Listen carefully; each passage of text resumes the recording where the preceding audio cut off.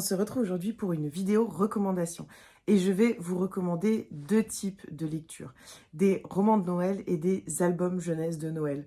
Donc je vais déjà vous présenter quelques romans de Noël que j'ai aimés, sachant que je n'en lis pas beaucoup. Donc voilà, c'est vraiment trié sur le volet ce que je vais lire en livres qui ont pour thématique Noël en tout cas. Et puis ensuite, je passerai dans la chambre de mon fils et je vous présenterai quelques albums de Noël qu'on adore, qui sont des indispensables pour moi, qui sont beaux, qui sont rigolos, qui sont ludiques. Voilà, il y en aura un peu pour tous les âges, et pour les petits bébés et pour les un peu plus grands. Donc installez-vous bien, prenez un petit chocolat chaud et puis j'espère que je vais vous donner envie de lire des romans de Noël. Et comment ne pas commencer par la queen, pour moi, des romans de Noël, tout simplement parce que j'adore sa saga. Il s'agit de Clarisse Sabart. Clarisse Sabart et La vie est belle et drôle à la fois. Il y a 4 livres pour l'instant et on suit donc une famille et on est à Valenod, donc dans les Alpes de Haute-Provence et on est voilà, dans un village, enfin c'est typique de Noël en fait. On est en France, c'est une ambiance typique Noël, c'est écrit avec douceur, avec beaucoup de poésie, de fluidité, et puis avec toute l'incarnation des personnages, ce don qu'a Clarisse Sabart de créer et de nous faire rencontrer des personnages hauts en couleur, qui ont de vraies personnalités. Voilà, j'aime beaucoup et j'adore Clarisse Sabart. Alors, bien sûr, je préfère ces livres historiques, mais en fait, on n'est pas du tout sur la même chose. Ici, on est vraiment sur une ambiance de Noël.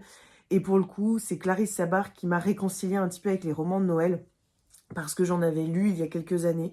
J'avais détesté ça, j'avais décidé de ne plus jamais en lire. Et puis, je suis tombée je suis tombée dans les romans de Clarisse Sabart. J'ai trouvé ça incroyable et donc j'ai voulu découvrir sa plume dans les romans de Noël et j'ai été conquise et donc tant mieux parce que c'est vraiment des superbes romans que j'attends avec impatience tous les ans. On trouve tout ce qu'il faut dans ce roman pour l'ambiance de Noël. On a envie de le lire sous un plaid avec un bon chocolat chaud et puis il y a des petites, petites oreilles de reine. En tout cas, un petit doudou et je vous recommande vraiment sa saga si vous ne l'avez pas lu et de lire les tomes suivants parce que on a vraiment une évolution des personnages, une évolution de la famille, une évolution de l'ambiance aussi que je trouve géniale. Ensuite, vous conseillez Sophie Jomain, notamment avec Les personnages s'éveillent sous les flocons et avec Les étoiles brillent plus fort en hiver, qui est un autre roman de Noël de l'autrice que j'ai lu à la suite. J'ai découvert Sophie Jomain avec M'asseoir 5 minutes avec toi, qui avait été une incroyable découverte, notamment de la plume de l'autrice et de sa sensibilité en tant que mère et en tant que femme. Et je la découvre ici dans un livre de Noël plein d'humour. Vraiment, je crois que c'est ça pour moi qui vient en fait dire beaucoup de choses sur ces 2 livres de Noël. C'est l'humour. L'humour qui se dégage de la plume de l'autrice, qui se dégage des personnages, qui se dégage des situations. Je trouve ça extrêmement drôle. J'ai passé un excellent moment.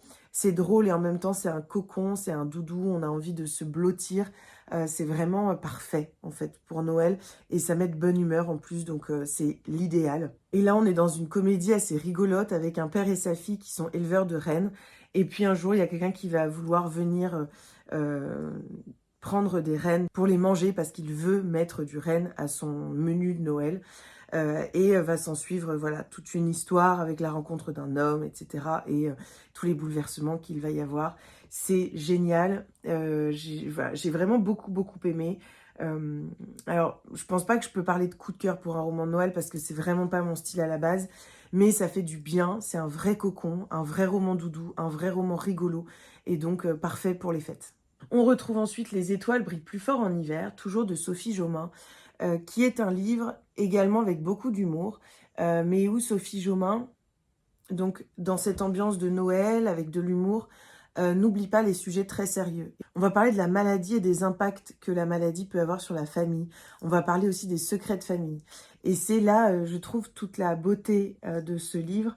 C'est que Sophie Jomain réussit à nous offrir un magnifique roman de Noël, très cocon, très doudou, plein d'humour et en même temps avec des sujets graves qui sont abordés, qui le sont avec beaucoup de bienveillance, beaucoup de tendresse, beaucoup de réserve aussi de la part de l'autrice. Et j'ai trouvé ça superbe et c'est pour ça que j'adore les romans de Noël aussi de Sophie Jomain, c'est qu'elle réussit à aborder des questions essentielles tout en restant dans ce domaine de Noël et en restant dans cette ambiance que l'on recherche pour un roman de Noël. On va ensuite passer à 2 cozy mystery de Noël. On a tout d'abord Petit meurtre à Endgame de Alexandra Benedict. C'est publié chez Charleston. Le 2e est sorti, je crois, actuellement. Il est sorti chez Charleston également, il vient de sortir. C'est écrit donc par Alexandra Benedict et c'est un roman qui nous plonge dans une ambiance un peu dans l'ambiance de Ils étaient 10 de Agatha Christie. On est vraiment dans cette ambiance-là et j'ai beaucoup aimé. L'écriture est fluide, il y a un petit jeu de pistes qui nous tient un petit peu en haleine et qui met un petit peu de jeu et de suspense à la lecture. C'est un super cozy mystery de Noël, en tout cas de cette période de l'hiver. J'ai vraiment passé un joli moment. Dans ce livre, c'est plusieurs cousins, cousines qui vont être amenés à aller dans le manoir de Endgame House. C'est un manoir familial et leur tante est décédée et en fait elle leur a créé un jeu de piste, elle l'avait déjà fait auparavant, elle leur a créé un jeu de piste et celui qui remporte le jeu de piste gagne l'héritage. Mais il y a une jeune fille, Lily, qui a pour seule ambition d'aller dans ce manoir pour comprendre, en savoir plus en fait sur la disparition de sa mère. Et voilà, on est dans ce livre où la tension va monter, cette cousinade bienveillante et rigolote va se transformer en quelque chose d'assez sombre, où ils vont être coupés du monde à cause d'une tempête de neige et donc il va se passer plein de choses et ils vont plus ou moins risquer leur vie. C'est un cozy mystery, cozy murder très bien fait, vraiment à la Agatha Christie avec ce huis clos dans ce manoir, voilà, avec plusieurs personnages. J'ai trouvé ça très bien fait, j'ai passé un bon moment de lecture. Pour tout vous avouer, j'ai pas demandé le 2e tome, tout simplement parce que c'est pas trop mon style à la base, mais j'ai passé un joli moment. Et pour finir avec les recommandations de Noël, et celui-ci, je vous recommande à 1000% d'y aller, il s'agit aussi d'un cozy murder de Noël. Il s'agit de Cozy Christmas Mystery, Retour à Sainte-Marie-Île de Karine Pitoki. Et pour le coup, ce livre a été un petit coup de cœur pour moi parce que je l'ai trouvé extrêmement bien fait. Karine Pitoki, c'est l'autrice du Rêve de nos mères, donc la saga historique, qui est une saga assez incroyable. Et j'ai été très étonnée quand j'ai appris qu'elle était en train d'écrire un cozy mystery de Noël. Voilà, étonnée parce que je me suis dit, ah, c'est marrant ce changement total de genre. Et en fait, bah non, c'est pas très étonnant. Parce que je pense qu'elle est capable d'écrire dans tous les genres. Elle a cette capacité à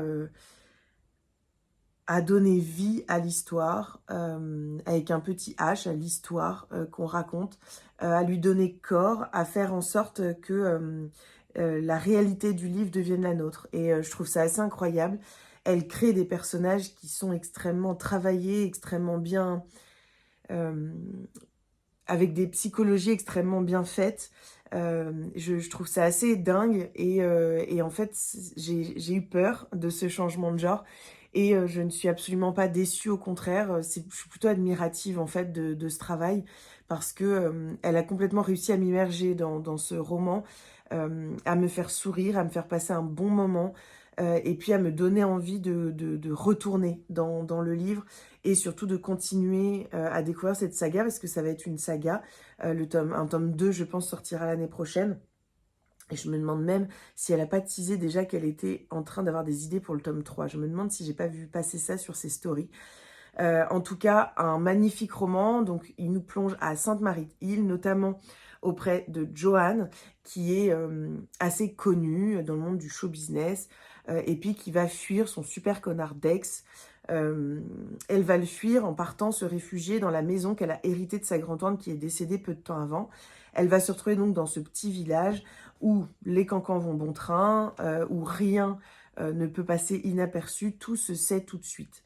Elle va se retrouver là et il va se passer plein de choses, notamment plusieurs personnes âgées vont disparaître.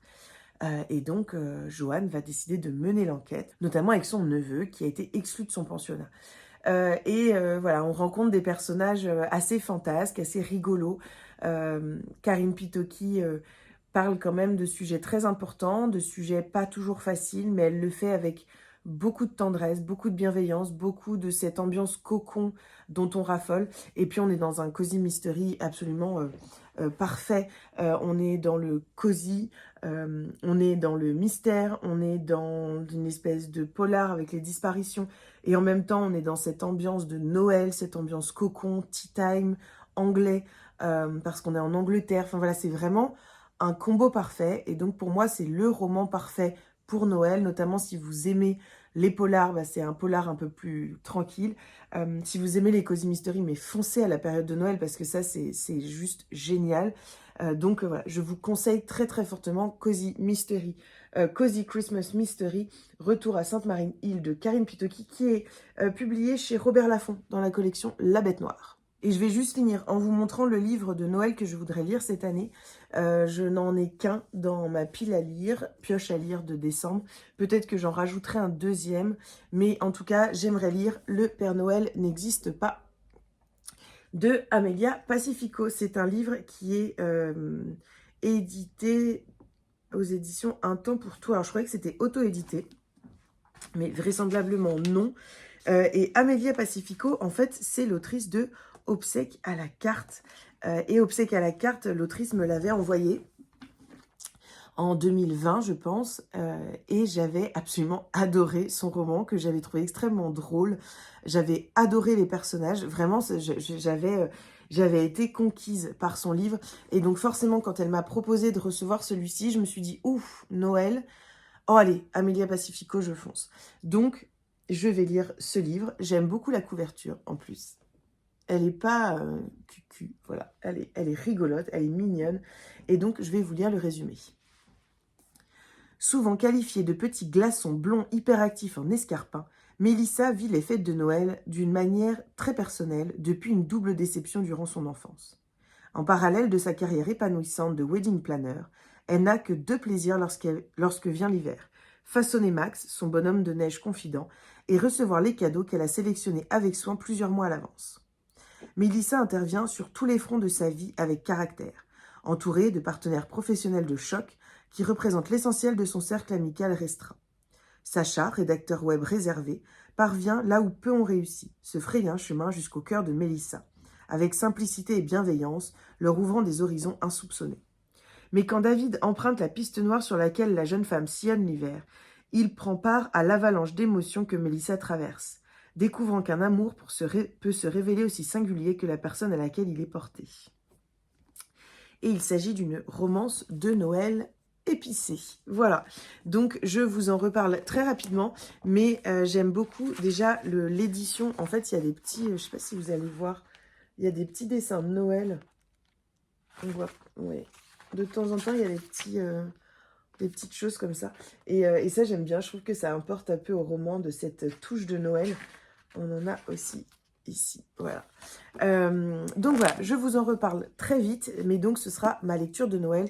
Et on se retrouve tout de suite dans la chambre de mon fils pour parler des albums de Noël.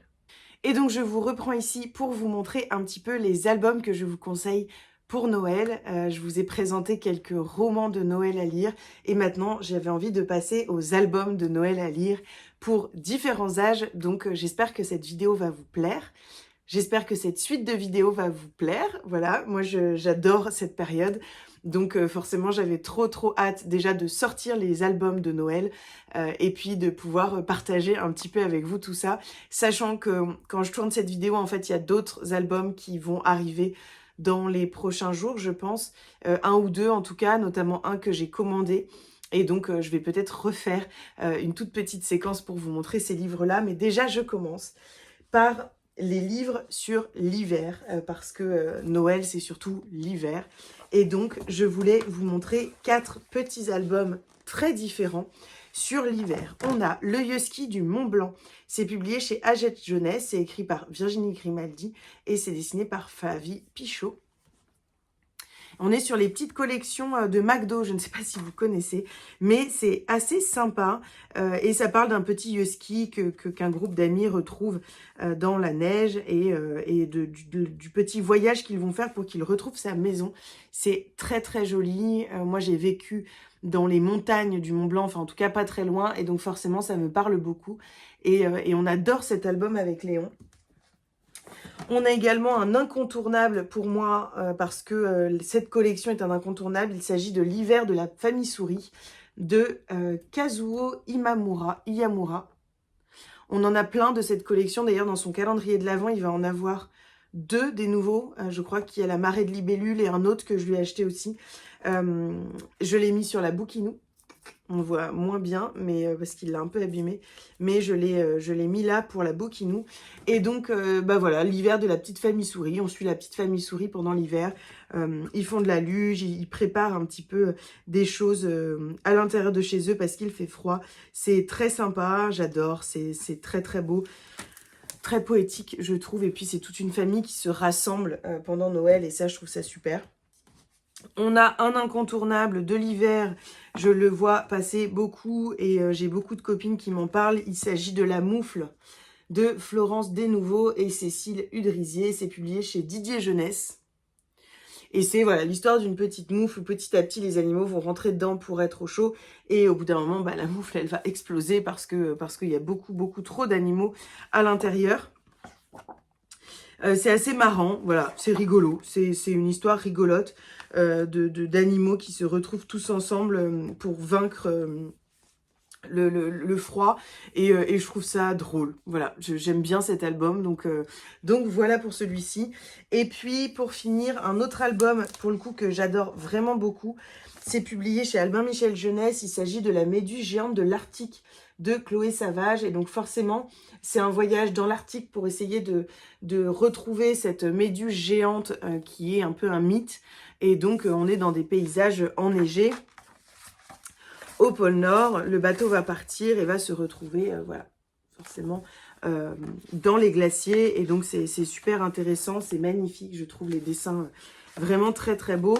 Et donc, parfait pour cette période de l'hiver, tout simplement parce que ça se déroule en Antarctique, au milieu des glaciers. Et donc, forcément, c'est parfait pour cette saison.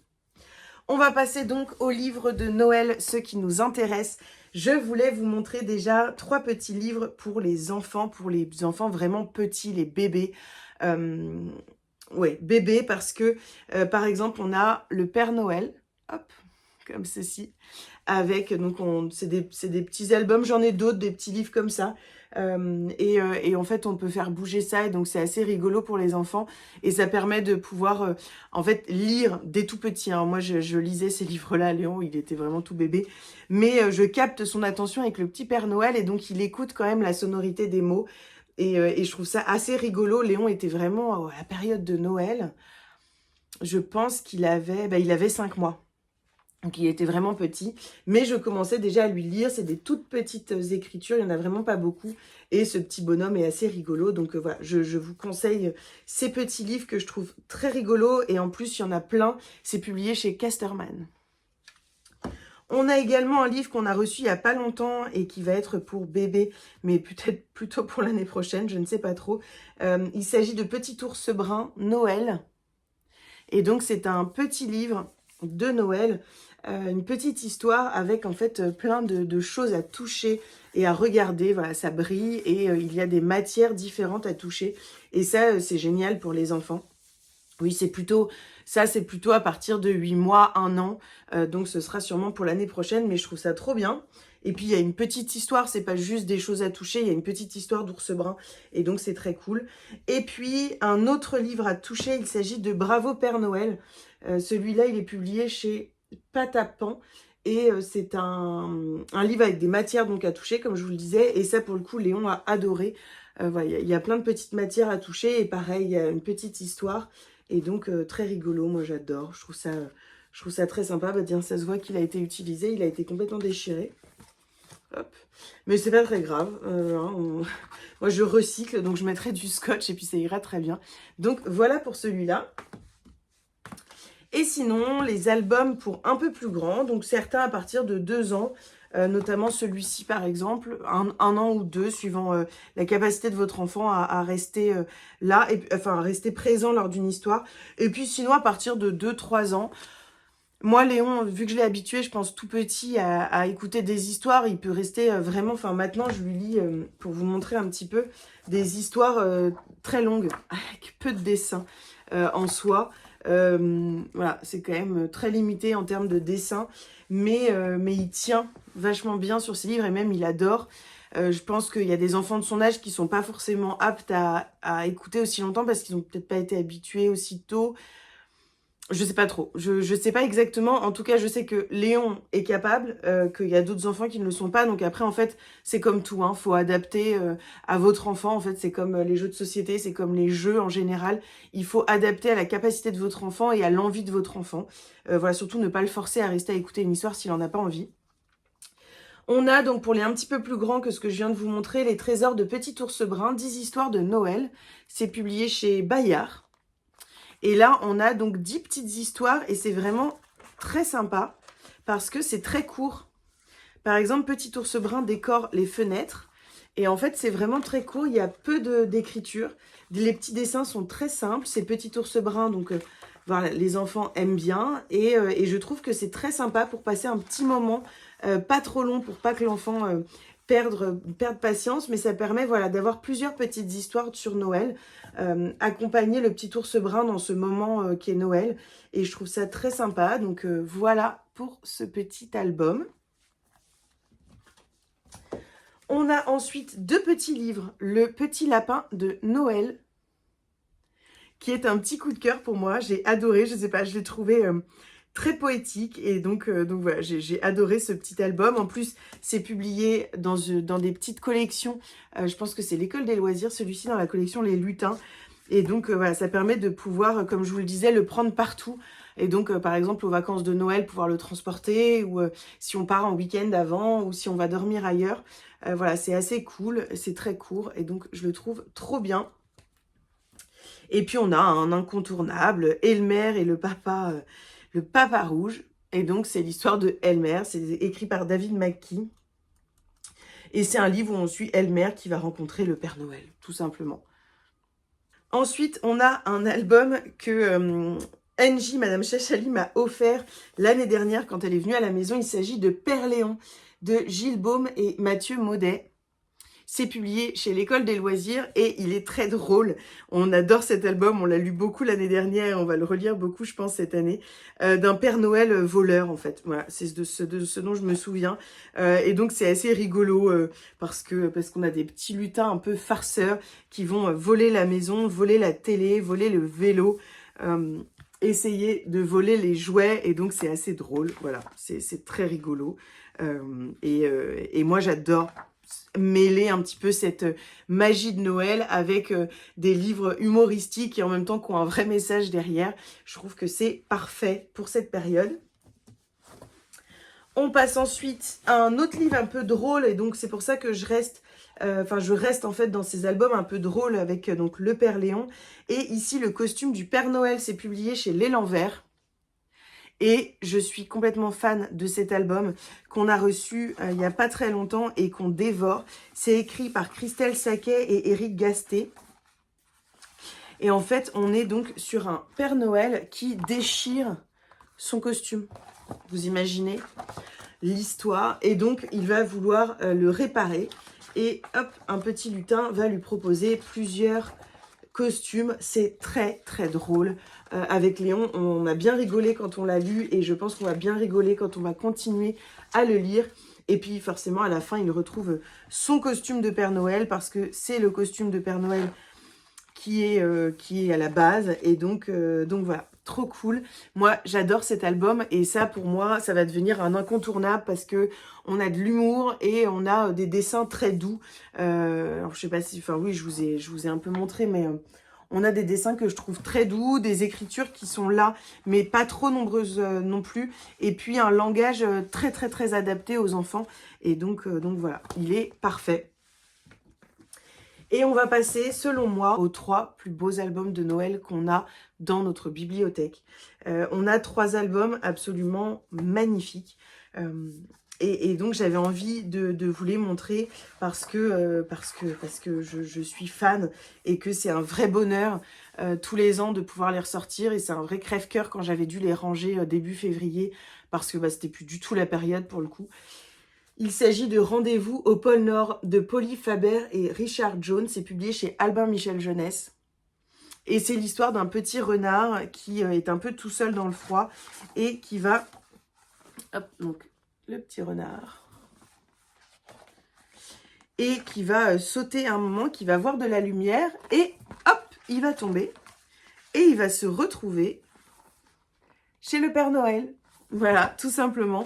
Et donc, c'est cette petite histoire d'une nouvelle amitié qui naît, de ce que le petit renard blanc va pouvoir faire pour aider le Papa Noël à travers les différentes saisons. Et voilà, le Père Noël qui va recevoir plein de lettres, qui va construire les jouets.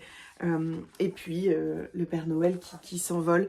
C'est magnifique. Les dessins, je les trouve splendides, très poétiques, très beaux, très doux. Donc, voilà pour cet album.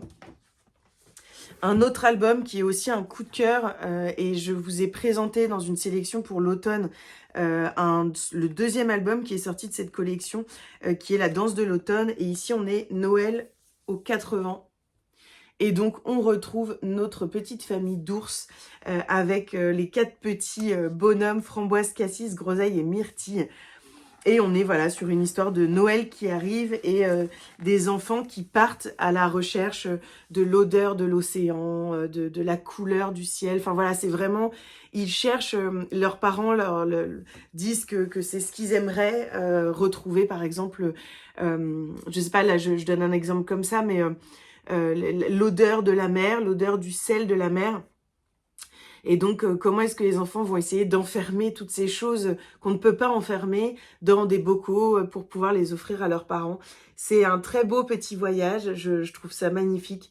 Et je trouve que Zemanel et Émilie Michaud ont vraiment réussi à complètement intégrer leur écriture et leur dessin ensemble et à nous offrir un magnifique moment plein de poésie pour les enfants. Et donc, voilà, j'adore. Et en plus, il existe aussi pour l'automne, donc ça fait une continuité entre les deux.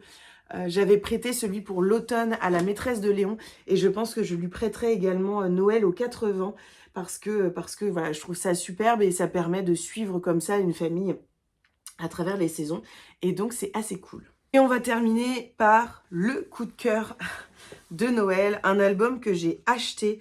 D'ailleurs, il y a encore la petite pastille de Lamartine, mon ancienne librairie. Il s'agit de Le Grand Magasin de Noël. C'est écrit par Maudie Powell-Tuck et Wang Jiang et c'est publié chez Kiman. Il a été en rupture de stock assez rapidement et quand je l'ai vu dans ma librairie, j'ai tout de suite sauté dessus. Il était, je me souviens, dans la vitrine et je leur ai dit, mais en fait, je le veux tout de suite. Donc, le commandez pas, je veux celui dans la vitrine. De toute façon, vous en avez plus, donc ça vous sert à rien dans la vitrine. Et il me l'avait donné. Enfin, il me l'avait vendu. Et c'est un album absolument magnifique où on suit un petit garçon, Lucas, qui n'a pas le cœur à la fête parce que Noël a perdu de la magie. En fait, il n'y a plus vraiment de magie dans sa famille à Noël. La maman est partie et puis c'est une famille qui peine à joindre les deux bouts. Et donc, c'est pas vraiment une période de fête parce que il est difficile de faire plaisir aux siens sans argent. Et en fait, ce petit bonhomme va nous montrer qu'on n'a pas besoin d'argent pour offrir des choses à nos proches. Et il va le prouver ici. Et c'est magnifique, c'est plein de poésie, plein de métaphores. Et ça a été un gros coup de cœur il y a 2 ans et ça continue à être un grand coup de cœur pour nous. L'album est vraiment très très très très beau. Les dessins sont très très poétiques et en même temps très colorés. Et vraiment, enfin, ça ne rend pas justice la vidéo, mais moi je suis fan des dessins et j'ai l'impression qu'ils brillent alors qu'ils ne brillent pas. C'est pour vous dire vraiment, les dessins et les couleurs sont extrêmement, extrêmement beaux, extrêmement justes. Donc voilà pour cet album incroyable que je vous recommande également pour la période des fêtes de Noël. Voilà pour cette vidéo, j'espère que cette longue vidéo sur les romans à lire à Noël et les albums à lire à Noël vous aura plu et que vous aurez eu quelques idées peut-être d'albums à offrir en cette période d'avant Noël à vos enfants, aux enfants autour de vous ou à offrir à Noël d'ailleurs, puisqu'on peut très bien offrir un album de Noël le jour de Noël. Voilà pour ça, j'espère que ça vous a plu et puis moi je vous fais des bisous et on se retrouve très très vite dans une nouvelle vidéo.